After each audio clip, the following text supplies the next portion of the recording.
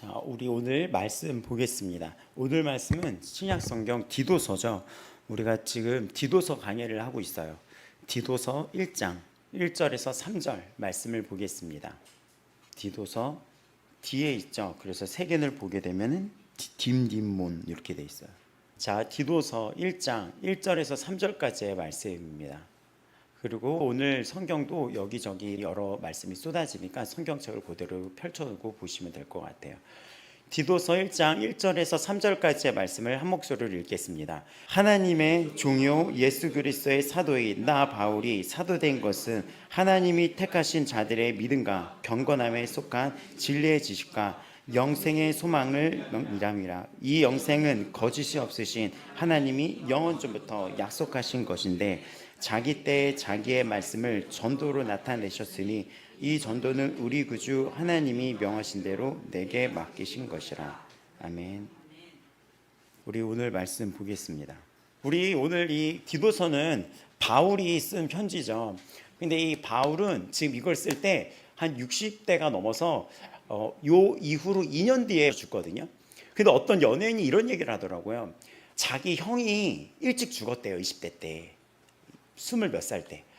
근데 형이 죽을 때 그 형이 얘의 손을 붙잡고 이게 형이 죽은 걸 아는 거야. 그래서 사고였나? 그랬는데 사람이 그 순간 되면 자신이 알거든요. 근데 딱 붙잡고 한마디 했대요. 너 하고 싶은 대로 하고 살아 이러면서. 그리고 그 마지막 메시지를 듣고 돌아가셨다고 하더라고요. 근데 이분이 그 얘기를 하면서 울면서 얘기하더라고요. 그때부터 삶의 관점이 달라졌다고. 굳이 돈을 버는데 너무 목매고 살고 이러지 않는다고. 작품이 들어와도 쉬는 때는 무조건적으로 하려고 했었대요. 그게 맞는 것 같아요. 왜냐면 그분의 초기 작품을 보면 진짜 이분이 나중에 그거를 프로필에 올리기 싫을 작품들도 있었더라고요. 근데 그 이후로 자신이 어떤 거에 있어서 막 치열하고 막 경쟁하고 이게 아니라 그냥 쉬엄쉬엄 자신이 원하는 거 들어왔을 때 하고 이렇게 지낸다는 거예요. 이 부분에 있어서가. 그래서 여기서 제가 드리고 싶은 얘기는 우리가 만약에 이 세상을 떠날 때가 되거나 마지막이 되면은 그 메시지를 유언처럼 남기는데 그게 이제 그 자가 살아왔던 그 삶의 가치관인 거예요. 이런 부분. 그래서 뭐 죽기 전에 후회하는 5가지 것들. 한국 그 소설 한국 그 나온 제목은 어떻게 나왔죠? 그 제목이 그 베스트셀러였던 세계적으로. 지금 알고 있는 거를 그때도 알고 있더라면요. 이거 아니었는데 아무튼 영어로는 죽기 전에 후회하는 5가지 것들인가 이건데 거기에 그 이제는 중환자실 병동에서 이 여자 작가가 일을 하는데 다 젊은 분도 그냥 무슨 병에 걸려서 그냥 병실로 들어왔는데 1달, 2달 하고 거기서는 오늘 봤던 이 사람 얼굴이 내일 떠나는 거예요.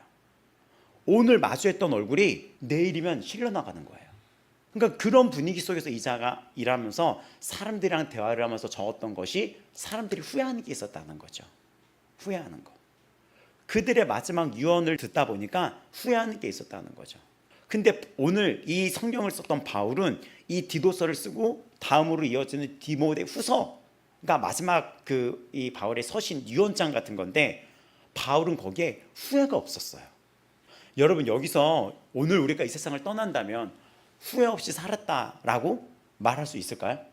내가 여기서 이 순간에 눈을 감으면 우리는 주님을 보게 되고 여기 있던 모든 것들이 결산한 날이 오게 됩니다. 왜냐하면 예수님은 너의 행위대로 내가 너에게 줄 상이 있다. 선을 행해서 구원을 받는 게 아니에요. 구원은 다 받은 거예요. 지금 여기 있는 분들 예수 믿으면. 근데 그 구원받은 자가 어떻게 삶에서 구원받은 자답게 살아왔던 그 삶의 모습에 따라 하나님이 거기에 상을 주신다는 거예요. 오늘 죽는다면 여러분 후회가 없습니까? 후회가 없이 산다는 것은 지난 삶을 돌이켜보면 참 힘든 일인 것 같아요. 후회 없이 산다는 것은. 근데 바울은 디모데후서의 그 눈물의 그 마지막 유언장을 보면은 후회가 없고 확신 속에 있어요. 확신 속에, 당당함 속에. 우리가 세상을 떠날 때가 되면 후회하게 되는 것도 있을 거고 또 무언가를 유언처럼 남기고 싶은 것도 있을 거예요. 평생을 통해서 깨달았던 그 단 하나의 그 메시지가 자녀, 후배들, 내 친구들에게 남기게 됩니다. 어떤 분은 간증했던 분 있었는데 그분은 아예 죽는 게 확정이 됐어요. 그분이 어디 선교사였지? 그 기독교 방송의 그 간증 프로에 나와서 어디 나라 선교사였죠? 그분이 천국까지 갔던 분 있었거든요. 이분이 병상에 누웠는데 천국의 그 심판대에 서게 된 거예요. 근데 이분은 말이 선교사였지 외국에 가서 선교사의 본분을 그렇게 잘 열심히 안 했대요. 그러자 이자가 병에 걸려서 죽음을 이제 확정받고 쓰러져 있는데 이분이 이 영이 들림 받아서 그 심판대 앞에 서게 된 거예요. 그거를 보게 된 거예요. 근데 이분이 무슨 일인지 살아나게 됩니다. 이분은 자기가 죽는 줄 알고 그 심판대도 보고 이래가지고 그거를 보고 나서 바로 뭐를 했을까요? 자녀들을 다 불렀어요. 자녀들을 다 불렀습니다. 그리고 확실히 얘기했어요. 진짜 천국이 있고 진짜 지옥이 있고 진짜 심판대가 있다. 살아있는 복음을 전한 거예요. 사람은 반드시 죽는다. 아빠 죽는다. 이제 얘들아 너희들도 죽는다. 나도 너희들처럼 소년 시절에 있었다. 청년 시절에 있었다. 근데 그때는 이 죽음을 생각을 못했다. 이 죽음은 온다. 근데 한 번 죽는 것은 사람에게 정하신 바인데 뒤에 심판이 있다. 그러면서 그 자녀들에게 평상시 자녀들이 기분 나쁠까봐 어떨까봐 말 못하고 아니면은 뭐 어떤 이유로 못하고 그냥 그런 게 좋은 것이 했던 그 이야기를 가차없이 쏟아냅니다. 그리고 이제는 죽음을 맞이하는 그 순간 하나님이 이분에게 기회를 주셨어요. 살아났어요. 그리고 이분이 그때부터 선교에 박차를 가하게 돼요. 병상에서 나오자마자 사람들한테 예수님을 믿으라고 전하고 그리고 기독교 방송에서 나와서도 간증을 하게 됩니다. 오늘 바울의 이 마지막 세 편지 디모데전서, 디도서, 디모데후서는 바울이 세상을 남기기 전에 남긴 당부의 메시지예요. 근데 여기서 문제 하나 낼게요. 놀랍게도 이 세 편지에 공통된 한 가지를 바울이 반복해서 얘기를 해요. 그 공통된 한 가지, 그것이 무엇일까요? 디모데전서, 디도서, 디모데후서에. 힌트는 바울의 마지막 메시지에 있어요. 선한 싸움이에요. 선한 싸움. 내가 달려갈 길을 다가고 선한 싸움 마쳤다. 그거가 디모데전서의 시작이었어. 너 선한 싸움을 싸워라. 그리고 디도서 2장의 핵심은 너희가 예수님이 살려준 이유가 뭔지 알아?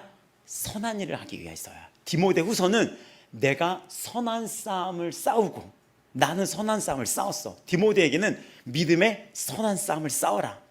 바로 이겁니다. 바울의 마지막 유언의 세 챕터, 디모데전서, 디도서, 디모데후서, 60이 된 이제는 바울이 순교하기 2, 3년 전에 쓴 이 메시지 속에서는 디모데후서는 감옥에서 쓴 거예요. 죽기 직전 거의 입막했을 때. 그때 마지막 이 세 목회 서신을 분석해 보면 디모데전서의 시작이 디모데야 싸워라. 되게 울컥거려요. 남겨둔 우리에게 얘기하는 거야. 얘들아, 나의 사랑하는 형제들이여, 싸워. 믿음의 싸움을 해. 선한 싸움을 해. 그리고 디도서에서는 주님이 행하신 일이 선한 일인 거고 우리에게 주님이 우리에게 선한 일을 하신 이유가 너희가 그 선한 일을 하기 위함인 거야 라고 얘기를 해줘요. 그리고 디모데후서에는 나는 그 선한 싸움을 쌓아왔어 하면서 지난 모든 세월을 주마등처럼 확 스쳐 지나가면서 이야기를 합니다. 그래서 선한 일이에요. 선한 일. 그거를 한번 훑어볼까요? 디모데전서 1장 18절. 아들 디모데야, 내가 너에게 이 교훈으로서 명하노니 전에 너를 지도한 예언을 따라 그것으로 선한 싸움을 싸우며. 또 디모데전서 6장 12절. 믿음의 선한 싸움을 싸워라. 영생을 취하라. 이를 위하여 네가 부르심을 받았고, 디도서는 1장 8절에 오직 나그네를 대접하며 선행을 좋아하며. 또 디도서 2장 14절. 그가 우리를 대신하여 자신을 주심은 선한 일을 열심히 하는 자기 백성이 되게 하려 하심이라. 그 이유가 뭐죠? 예수님이 나를 대신해서 죽고 주심은 선한 일을 열심히 하는 자, 그냥 하는 자가 아니라 열심히 하기 위해서 또 자기 백성이 되게 하려 하심이라. 또 디도서 3장 8절. 하나님을 믿는 자들로 하여금 조심하여 선한 일을 힘쓰게 하라. 그리고 그 디모데후서, 여러분이 너무나 잘 알고 있는 말씀이죠. 내가 선한 싸움을 싸우고. 울컥거려요. 나는 선한 싸움을 싸웠어. 바울이 30 초반부터 이제 부름을 받아가지고 60까지 30년간을 예수 만났을 때 그냥 여기로 달려버린 거예요. 여기로 달려버린 거예요. 그러니까는 이 말씀을 우리가 힘들 때마다 붙잡아야 돼요. 나는 선한 싸움을 싸웠어. 달려갈 길을 마쳤어. 믿음을 지켰어. 죽음을 앞두고 후회하지 않았어요. 선한 싸움을 싸우고 달려갈 길을 마치고 믿음을 지켰다라고 담대히 확신 속에 말합니다. 그러면 여기서 말하는 선한 일이 무엇이죠? 이게 오늘 설교의 메시지죠. 우리는 무엇을 위해 어떤 존재로 후회 없이 이 땅을 살아갈까요? 여러분이 오늘이 마지막이라면 어떤 메시지를 남길까요? 물론 사과도 할 것 같아요. 미안해 막 이런 얘기들. 그 말이 제일 많대요. 그 병동에 썼던 그 책 있죠? 그 책을 제가 여기 한번 갖다 놓을 테니까 한번 가벼워 얇아요. 그거 보면은 그분들이 미안해를 얘기해요. 그 미안해가 뭔지 알아요? 일만 열심히 한 거, 돈만 번 거. 가족들한테 감정적인 말을 쓰지 못한 거. 예를 뭐냐면 미안해, 고마워, 사랑해, 그리고 칭찬. 이 얘기를 하지 못한 거. 어차피 죽을 건데 칭찬이라도 한 번 더 해주고 죽었어야 되는데 맨날 지적, 맨날 싸움, 고맙다는 이야기 못하고 그 감정적인 언어를 쏟아붓지 못했던 것들.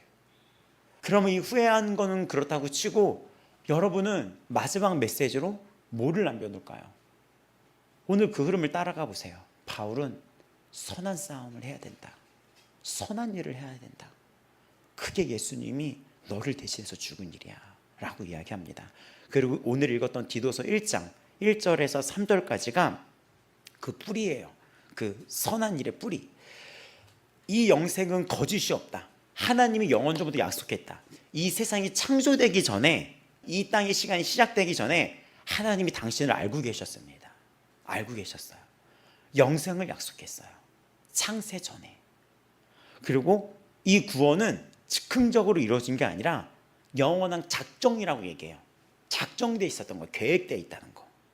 오늘 이 뿌리가 오늘 여기 있는 거예요. 선한 일은 내가 이 땅에 살면서 어떤 봉사를 하고 이 땅에 살면서 기부를 하고 이런 선한 일, 도덕성을 얘기하는 게 아니라 뭐 길거리에 침을 안 뱉어요. 물론 그런 거 하지 말아야죠. 뭐 그런 도덕 점수를 얘기하는 게 아니라 영원전부터 약속했던 그 영생, 그것이 선이라는 거예요. 근데 그 선한 일을 누가 했죠? 예수님이 해주신 거예요. 나를 위해서. 예수님이 나에게 주신 가장 선한, 하나님이 나에게 입혀주신 가장 선한 은혜는 나를 살려주신 거예요. 근데 그것이 계획되어 있었다는 거예요. 뭐가 계획되었다? 내가 너를 위해서 죽을 거야. 이거는 약속되어 있어. 너는 교회 다니는 게 우연이 아니야. 내가 너를 너무나 사랑해서 이 땅 힘들겠지만 너 지옥 가지 않게 하려고 내가 너를 대신해서 죽을 거야. 이게 약속되어 있었다는 거예요. 그리고 그 계획 속에 이 시간대라는 공간 속에 배치를 하는 거예요. 한국의 2026년에 이렇게 배치를 하는 거예요. 왜냐? 너를 통해 기대하는 게 있는 거예요. 너를 통해 선한 일을 기대하는 거예요. 그리고 하나님은 하나님이 계획하셨는데 하나님은 어떤 분인지 아세요? 하나님이 계획해놓고 우리한테 잘했다고 얘기해요. 그러니까 마치 아이가 걸음마 막 뛰고 있어요. 걸음마, 걸음마, 걸음마. 그 부모가 계속 연습을 시켜요. 넘어졌을 때 혼자 일어나야지, 혼자 일어나야지. 그 걸음마를 연습시키기 위해서 부모님이 끊임없이 가르쳐 줍니다. 그러고 나서 본인이 가르치고 아이가 일어서. 그러면 누굴 칭찬하죠? 나를 칭찬해요? 역시 나 때문에 아이가 일어섰어. 칭찬하요? 자기 자신을? 아이를 칭찬하죠. 아이고 잘했다. 아이가 배변을 보면은 역시 내가 잘 가르쳤어. 막 이렇게. 뭐 역시 내가 잘 가르쳤어. 똥은 변기에. 막 이러면서 이렇게. 그게 아니라 아이고 잘했네. 스스로 부모님은 자녀를 가르쳐주고 자녀가 그 일을 했을 때 칭찬을 해주죠. 하나님은 우리를 이 시간에 배치하고 우리를 살렸어요. 선한 일을 하셨어요. 근데 우리가 주의 뜻대로 이 말씀 가르침대로 행하잖아요. 칭찬해 주셔요. 부모님의 마음이 그런 거죠. 아버지의 마음이. 선한 일의 뿌리는 영원전부터 약속하신 영생의 영생, 우리에게. 이 영생은 진짜 우연이 아니에요. 나라는 존재가 계획되어 있었다는 거예요, 여러분. 또 이 자리에 있는 것도 우연이 아닌 거죠. 계획이에요. 근데 이 약속이 어떻게, 하나님의 약속, 내가 너를 살릴 거야, 이 약속이 우리에게 어떻게 전달이 됐죠? 이 약속이 1장 3절 자기 때에 자기의 말씀을 전도로 나타내셨다. 우리 구주 하나님이 명하신 대로 내게 맡기신 것이라. 하나님이 정하신 때가 있는데 그 때가 되면 전도라는 방법으로 택하신 자들을 부르는 거예요. 바울에게 맡겨졌고 이것이 디도라는 자에게 흘러갔고 또 디도는 그 그레데라는 섬에 남겨서 이거를 전했고 또 누군가를 통해서 대한민국에 오게 되었고 그리고 오늘 당신에게 도착한 거예요. 이것이 당신에게 전도라는 방법을 통해서 당신에게 전도를 했어요. 우리 여기 새 가족이 왔는데 저 학생이 교회를 혼자 묵묵히 다녔었어요. 참 신기하죠.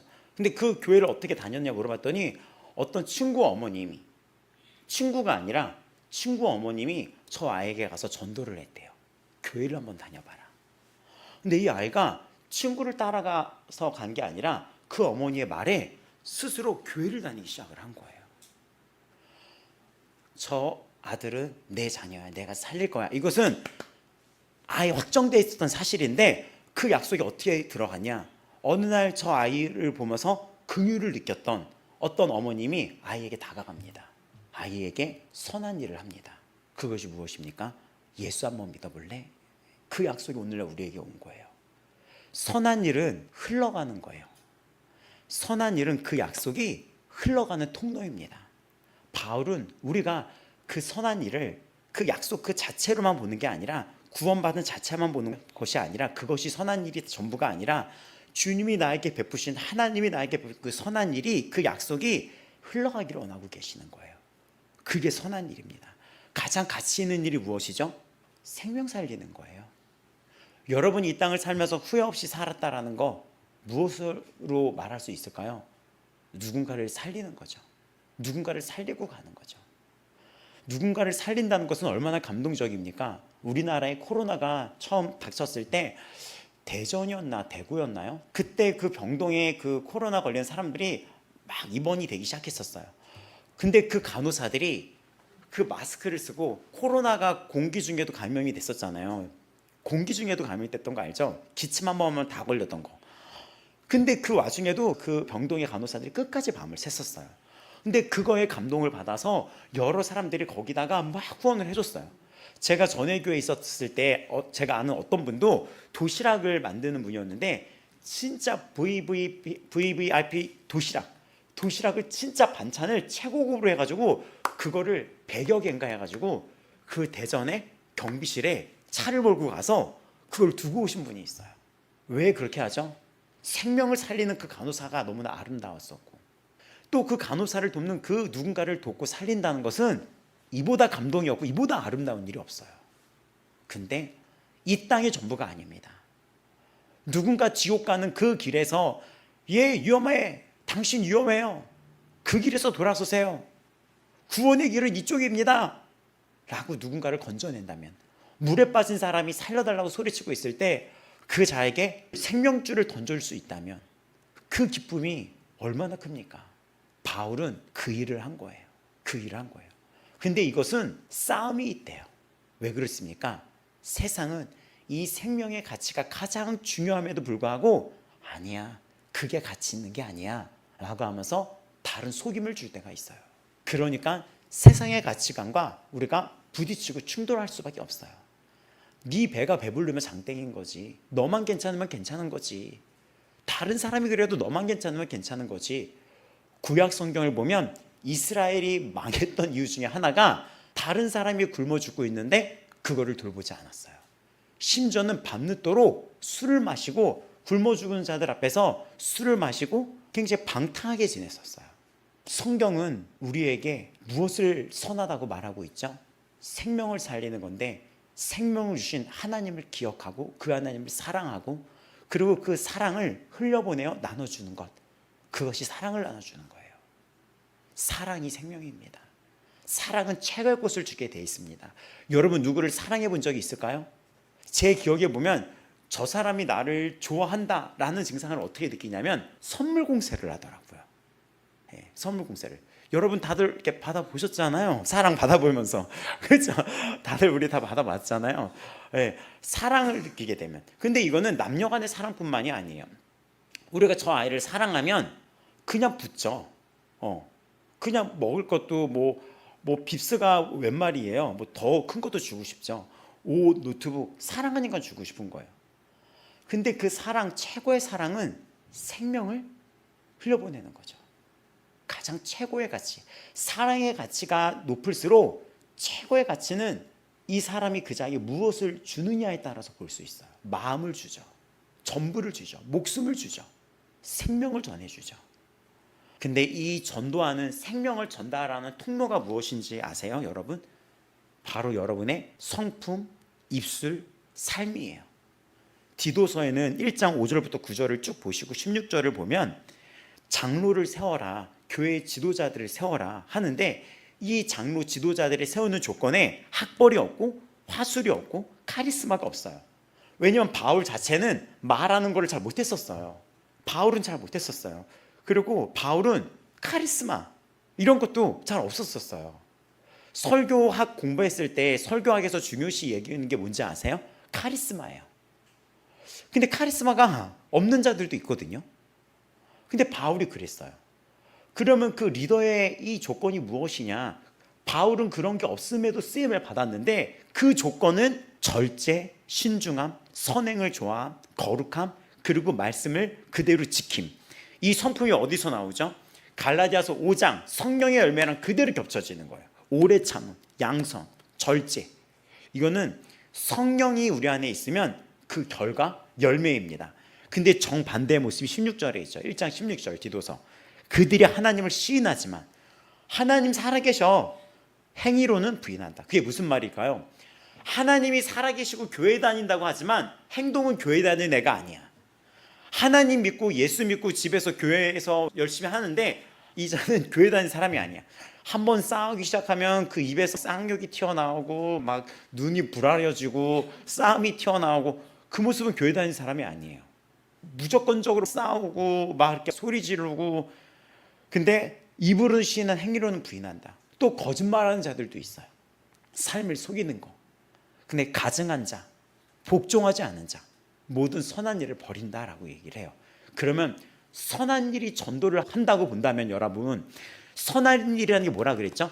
선한 일이라는 게 예수님이 나에게 오신 선한 일이 나를 살리신 거라면 나도 그 선한 일을, 나도 역시 누군가를 살리는 것인데, 이 디모데전서 1장 16절은 우리가 하나님을 믿는 자들에게 행동을 하지 못하고 말씀에 순종하지 아니한다는 것은 선한 일, 전도하는 일을 버린다.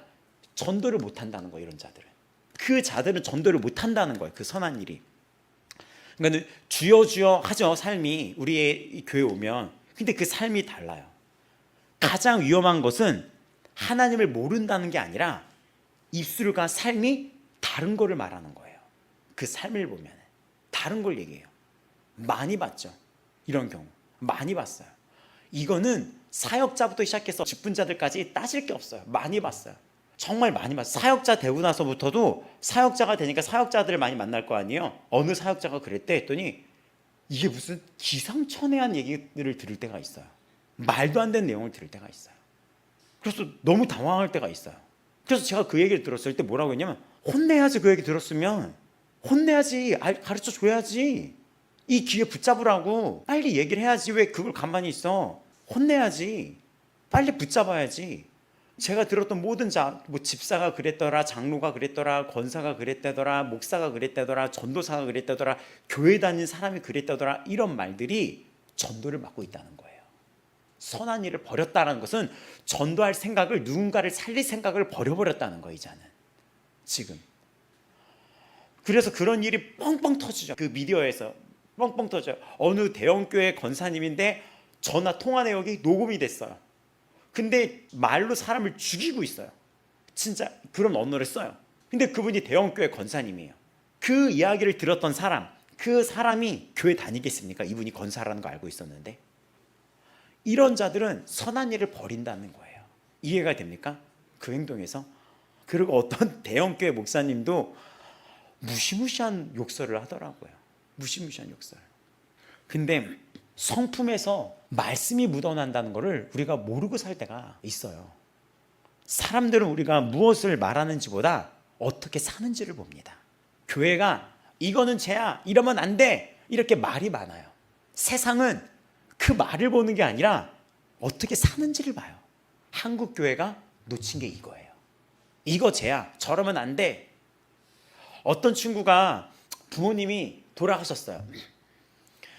부모님이 돌아가셨는데 그 가족 중에는 이제는 얘는 예수님을 믿어요. 근데 이 동생은 예수님을 믿지를 않아요.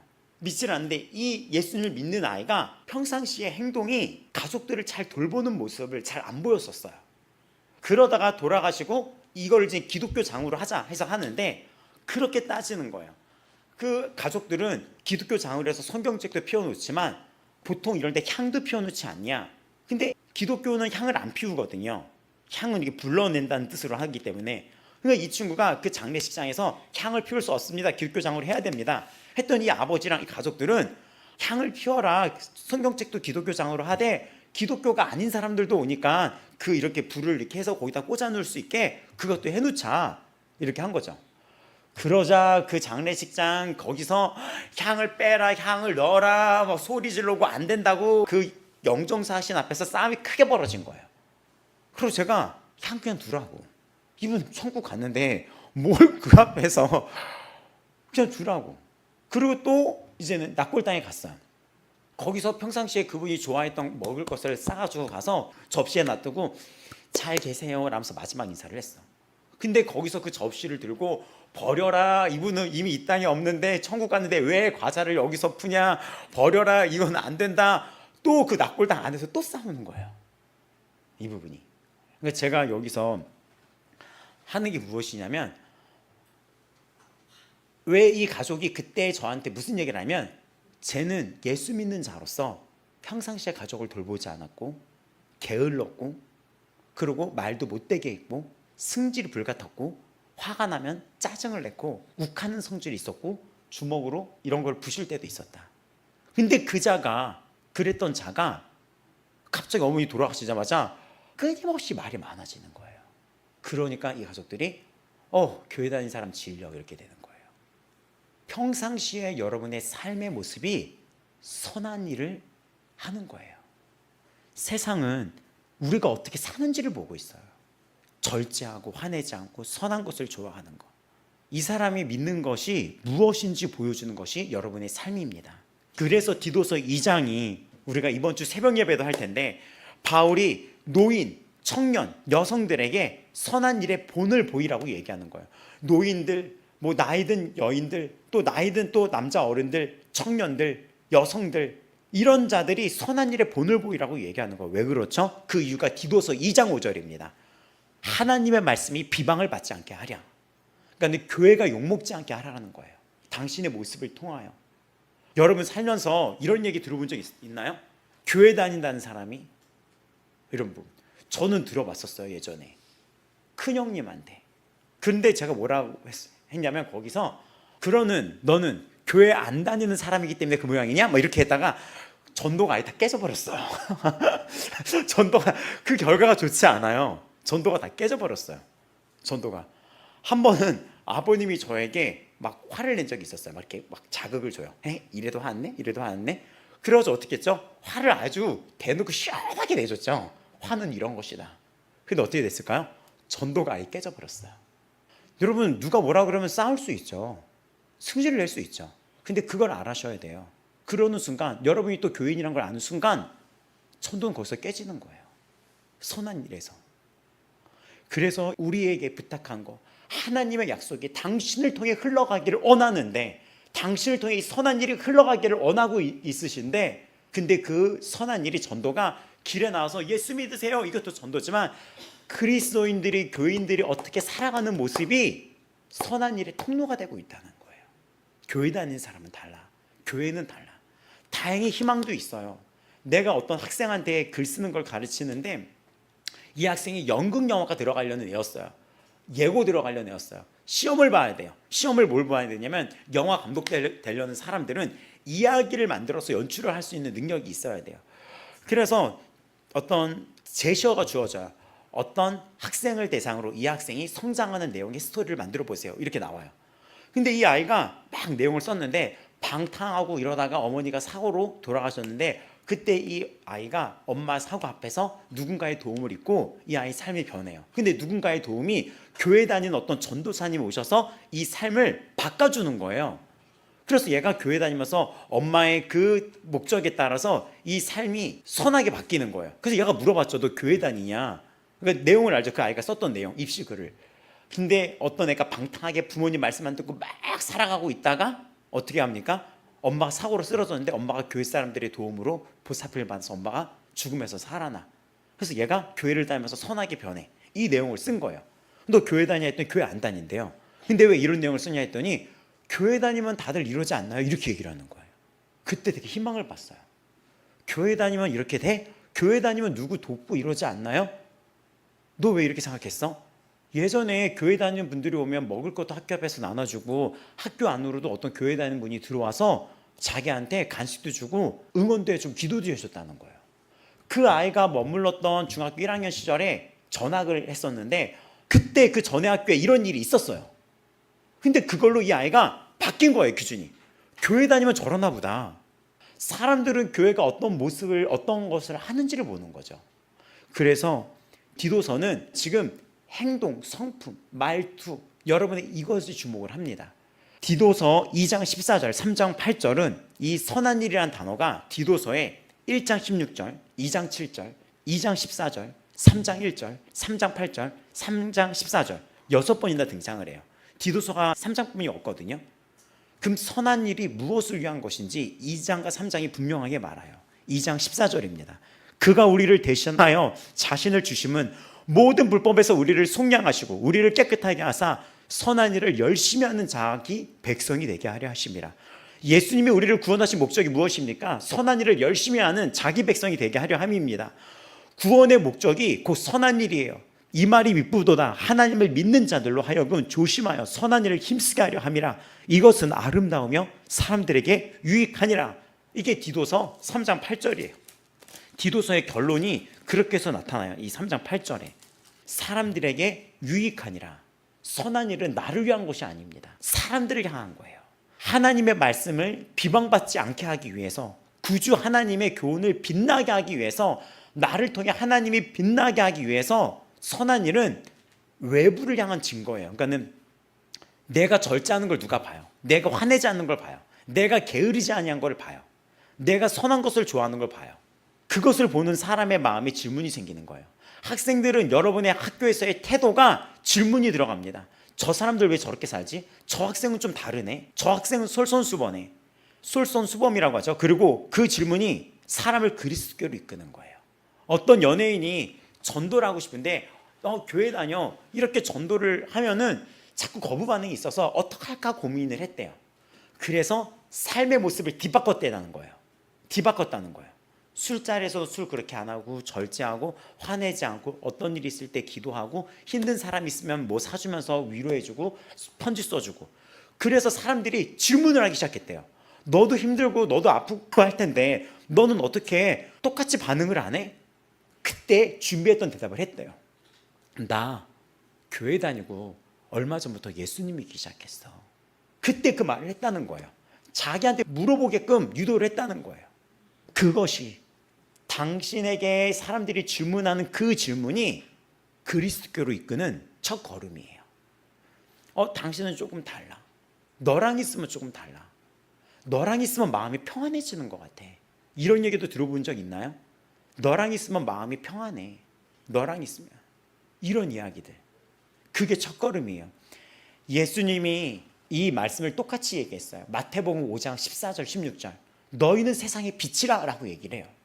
산 위에 있는 동네가 숨겨지지 못할 것이요 사람이 등불을 켜서 말 아래 두지 아니하고 등경 위에 두죠. 우리가 이렇게 등경 올릴 때 등경 위에 두나니 이러므로 지만 모든 사람에게 비추느니라. 이같이 너희도 너희 빛이 사람들 앞에 이 세상에서 비치게 해서 너희 착한 행실을 보고 하늘에 계신 아버지께 영광을 돌리게 해라. 착한 행실을 보고 영광을 돌리는 대상이 누구입니까? 너희가 아니라 하늘에 계신 너희 아버지입니다. 선한 일은 나를 빛나게 하는 무대가 아니라 가끔 어떤 기부들을 많이 해서 자기를 높이고자 하는 사람들도 있어요. 근데 우리 말씀에서 주는 선한 일은 그게 아니라 등불은 나를 비추는 것이 아니라 다른 것을 비춰주는 거예요. 선한 일을 통해 사람들이 보는 것은 내가 아니라 이 선한 일의 근원이 되시는 하나님입니다. 선한 일은 나를 높이는 일이 될 수가 없어요. 오직 하나님께 영광을 돌리는 일이에요. 선한 일은 그래서 결론을 우리가 하자면 단순히 도덕이 아니에요. 생명을 살리는 통로입니다. 이것이 바울이 디도서에서 끝까지 강조하는 거예요. 1절에서 영원전부터 약속하신 하나님이 당신을 부르셨습니다. 그 약속이 전도로 당신에게 도착했어요. 당신의 성품과 선한 일을 통해 그 약속이 또 다른 누군가에게 흘러들어갈 차례예요. 오늘 당신을 통해서 그 약속이 또 다른 누군가에게 흘러갈 차례입니다. 마태복음 28장 18절에서 20절을 보면 하늘과 땅의 모든 권세를 내게 주셨으니 그러므로 너희는 가서 모든 족속으로 제자를 삼아 내가 너에게 분부한 모든 것을 가르쳐 지키게 하라. 볼지어다 내가 세상 끝날까지 너희와 항상 함께 있으리라. 이 말씀의 중심이 제자 삼으라는 한 가지 명령인데 거기에 무슨 약속이 있죠? 내가 세상 끝날까지 너희와 항상 함께 있으리라. 주님은 여러분 반드시 다시 오십니다. 그날까지 우리는 이 명령을 가운데로 살아갑니다. 자, 디도서와 마태복음 28장이 만나는 지점이 무엇이냐면 영원전부터 약속된 구원을 받은 사람이 그 구원의 증거인 선한 일로 생명을 살리는 지상명령을 수행할 때 주님이 다시 오실 날을 기다리는 거예요. 정리를 해보자면 영원전부터 약속된 구원을 받은 사람이 여러분이에요. 근데 그 구원받은 이 선한 일의 증거는 생명을 살리는 거. 이게 지상명령이에요. 근데 이 지상명령을 하면서 우리가 주님 다시 오실 날을 기다리는 게 우리 삶의 방향입니다. 바울은 이 길을 걸은 거예요. 그래서 디모데후서 4장 7절에서 8절에 나는 선한 싸움을 싸우고 나의 달려갈 길을 마치고 믿음을 지켰으니 이제 후로는 나를 위하여 의의 멸관이 예비되었으므로 주 곧 의로우신 재판장이 그날에 내게 주실 것이며 내게만 아니라 주의 나타나심을 사모하는 모든 자에게 도니라. 맞습니다. 삶의 방식을 바꿔야 됩니다. 여러분, 우리가 하나님께 약속을 받은 자들은 이 사람이 어떤 가정으로 들어가면 그 가정이 변화돼요. 이 자가 학교로 들어가잖아요. 그 학교가 변화돼요. 이 자가 직장 생활을 하면 직장이 변화돼요. 근데 그 변화가 안 되는 곳이 있어요. 선한 일을 안 하고 있기 때문이에요. 세상은 만만치 않아요. 내가 선한 일을 하려고 해도 상대가 그렇지 않을 때가 있어요. 그래서 지혜가 필요하고 방법이 필요합니다. 우리가 어디에 들어갔을 때 우리에게 함부로하는 자들이 이 세상은 너무나 많아요. 가족 중에서도 있고 세상에도 있어요. 근데 거기다 대고 그대로 대받아치면서 2배로 돌려주지 난 안 당해. 어디 나를 내가 그래서 뭐랬는지 알아? 내가 콱 쏘아붙이고 왔잖아. 어딜 나를 뭐 이렇게 그러는 순간 전도는 물 건너 간 거예요. 왜냐면 내가 교회 다니는 거 다 알고 있거든요. 내가 교회 다니는 거 다 알고. 이 훈련을 지난 인생에서 20년 넘게 했고 지금도 그걸 하고 있어요. 굉장히 조심스러워요. 누구를 접할 때마다. 새로운 사람을 만났어요. 이번 주에 어떤 청년을 만났는데 그 청년이 새벽 예배도 다니고 말씀도 듣는데 그런 얘기를 하더라고요. 목사님을 만나고 나서 말씀을 이렇게 보내주면서 하나님과 함께하는 삶이 무엇인지 알게 되었다라고 얘기를 하는 거예요. 그때 순간 무슨 생각을 했냐면 진짜 행동 조심해야겠다 나. 진짜 행동 조심해야겠다. 이 성질 여기서 진짜 어느 순간 폭파되지 않도록 진짜 조심해야겠다. 더 조심해지는 거예요. 바꿔야 됩니다. 세상은 호락호락하지 않습니다. 세상은 잘못된 가치관을 가르칩니다. 돈을 사랑하면 일만하게 뿌리라 그랬죠. 돈이 최고라고 얘기해요. 그러다 보니까 경쟁이 되고 누군가를 밟고 올라서는 것이 진리라고 얘기합니다. 근데 우리는 그렇지 않죠. 저 밑에 꿇어앉은 자, 소외된 자를 끌어일으켜야죠. 살려야죠. 그러니까 믿음의 선한 싸움이 시작될 수밖에 없어요. 어떤 사람이 어떤 집에 장가를 갔어요. 시집을 갔어요. 근데 이 가족이 만만치가 않아요. 그때부터는 싸움의 시작이에요. 소리내고 싸우라는 게 아니에요. 믿음의 선한 싸움, 내가 죽고 섬기는 싸움이 시작이 된 거예요. 직장 생활을 했어요. 왕따를 낳아요. 믿음의 선한 싸움이 시작이 되는 거예요. 그 앞에 부끄러움을 느껴요. 내가 어떤 학교를 가요. 이상한 애들이 있고 이상한 선생님이 있어요. 지혜를 발휘해야지 돼요. 내가 하는 건 믿음의 선한 싸움입니다. 혈과 육이 아니에요. 들이박는 거 너무 쉽죠. 들이박는 거 너무 쉬웠어요. 전 초등학교 때부터 들이박는 거에 너무 일가견이 있었던 것 같아요. 누가 내 거 훔쳐갔어요. 초등학교 6학년 때 와봤어요. 누가 내 거 훔쳐갔어. 내가 만든 점토 그거를 고모가 만들어준 건데, 근데 그거를 훔쳐가고 이거 어디 갔어 했더니 누가 가져갔어 했더니 그 훔쳐가는 걸 아무도 말리지 못한 거예요. 얘가 등치가 좋고 키가 컸거든요. 그래서 제가 어떻게 했습니까? 그 가가지고 그 자리 책상 던져버리고 의자 교실에서 던져버리고 아침에 던져버리고 얘 어딨어? 했더니 애들이 1층 교무실에 뭐 가지러 간다고 내려갔어. 그러고 교무실로 내려갔죠. 1층에 선생님들이 출근을 하고 있어. 근데 애가 나와. 야! 이러면 선생님들 다 멈춰서고 난리 나고, 저는 그때 지금보다 더 작고 더 애기 같았었고, 항상 저는 몇 년이 더 어려 보였었거든요. 초등학교 6학년인데 초등학교 2학년으로 왔어 나를. 근데 그 꼬마애가 야! 선생님 뭐냐고 그래서 막 혼나고. 그래서 선생님이 나대로 교실 왔더니 의자는 저쪽에 있고 책상은 뒤집어져 있고 막 이렇게. 그 와중에 무슨 일이 발생했냐? 걔가 그 훔친 거를 그 책상 서랍 구석에 넣어놨는데 제가 던지면서 그 점토가 쪼개졌어. 그리고 그 점수가, 과제 점수가 최악이 나왔어. 누구 때문에? 훔쳐간 것 때문에. 내 성격 때문에. 내 성격 때문에. 이 성격을 하나님이 죽이기 위해서 어떻게 그 시절을 했냐. 계속 마음에 그 눈은 이 삶의 여린 친구들을 보게끔 만드는데 이게 자꾸 망쳐지는 거. 집에서도 방법을 바꾸기 시작했어요. 방법을. 제가 다시 돌아간다면, 야 이거 우리 고모가 만들어줘서 안 돼. 이거 줘야 돼. 이렇게. 근데 얘가 그런 애가 아니었거든. 말로 해서 될 애가 아니었거든. 야 이거 내가 좀 가져가야겠다 애기야. 막 이런 애였거든. 이러면 안 돼. 근데 걔 말로 해서 안 되면 그냥 선생님한테 말하면 되죠. 제가 도둑질에 갔어요. 선생님. 저는 나눠 가지려고 했는데 도둑질에 가졌어요.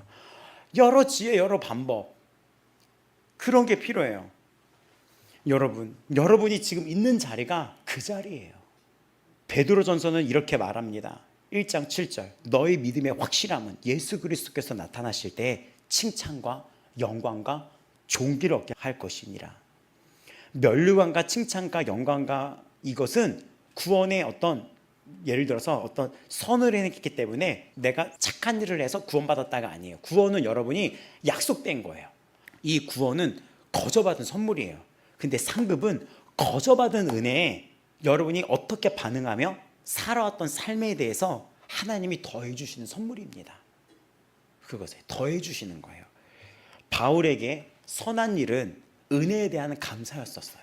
억지가 아니라. 그 끝에서 바울은 후회 없이 고백할 수 있었던 거예요. 하나님이 나를 살려준 거에 자기는 감사를 올린 거예요. 이 선한 일을. 이젠 결론 내리자면 당신의 삶이 누군가를 살립니다. 바울의 마지막 유언에서 디도서도 1장이 말하는 이 모든 것에서 우리는 선한 일의 정체 뿌리를 봤어요. 예수님이 내게 행하신 일. 내가 태어나기 전부터 내가 저 아들을 대신해서 죽을 거야. 그 약속. 주가 나에게 베푸신 선한 일. 디도서 1장 1, 2절. 영원전부터 약속하신 그 영생. 그 약속은 전도를 통하여 사람을 통해 전해졌습니다. 우리 여러분 여기 다 그렇죠? 다 그래요. 여러분 누군가를 통해서 지금 여기에 앉아 있습니까? 그 사람 기억합니까? 누구를 통해서 이 자리에 앉아 있죠? 여기 기억을 해보세요. 여러 사람이 합력하여 선을 이루는 거예요. 저는 초등학교 때 동네에서 놀다가 어떤 교회가 이사하는데 그 사모님이 전도를 그렇게 해가는 거예요. 또 선한 일의 모습, 당신을 통해 그 선한 일이 계속해서 전달되기를 원하는데 선한 일의 모습이 무엇입니까? 성품에서 묻어나오는 거예요. 말씀은 여러분의 성품에서 묻어나오고 여러분의 입술과 여러분의 삶이 일치해야 되는 것입니다. 선한 일의 목적은 생명을 살리는 통로라는 것입니다. 선한 일의 끝, 주님 다시 올 때까지 후회 없는 삶을 살아가기를 축복합니다. 입으로는 시인하나 행위로는 부인한다. 오늘날 우리에게 묻습니다. 나의 입술의 고백, 예수님을 내가 주라고 고백하는데 오늘 누군가를 살리는 삶으로 이어지고 있습니까, 여러분? 누군가를 살리는 삶으로 여러분의 삶이 지금 이어지고 있습니까? 많은 노력이 필요한 것도 아니죠. 예수 그리스도의 피로 깨끗해진 자, 그 은혜에서 자연스럽게 흘러나오는 선한 일이면 충분합니다. 영원전부터 약속을 받으신 당신, 이제 그 약속을 전하는 통로가 되십시오. 입술로만이 아니라 삶으로 생명을 살리십시오. 당신의 삶이 누군가를 살립니다. 자, 바울처럼 후회 없이 고백하는 우리가 되기를, 그 길의 끝에서 우리가 주님 다시 오실 때까지 이 명령 가운데 살아갑니다. 이번 한 주 누군가가 당신의 성품을 통해, 당신의 선한 일을 통해 하나님의 은혜를 보게 되기를 바라고 있습니다. 주님 다시 오실 때까지 우리는 이 명령 가운데 살아갑니다. 그리고 그 길의 끝에서 바울의 고백처럼 후회 없는 삶을 살기를 축복합니다.